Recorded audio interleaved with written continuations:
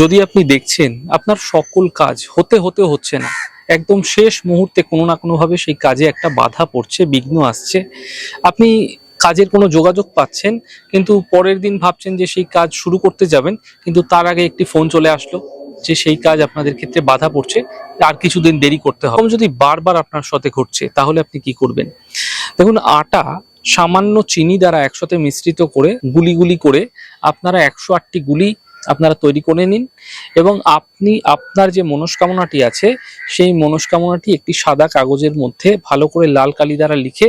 সেই কাগজটি আপনারা আটার গুলির মধ্যে ঢুকিয়ে দিন। এই প্রক্রিয়া করার পরে আপনারা সেই গুলিগুলিকে কোনো একটি নির্দিষ্ট সময় প্রতিদিন আপনারা পুকুরে বা কোনো জলাশয় অথবা কোনো নদীর প্রান্তে আপনারা তাকে দিতে থাকুন। প্রত্যেক দিন যদি এই প্রক্রিয়া একটা নির্দিষ্ট সময় করে যাচ্ছেন, এতে আপনার কর্ম সম্বন্ধীয় যে বাধা বারবার চলে আসছিল সেগুলি দূর হতে দ্রুত দেখতে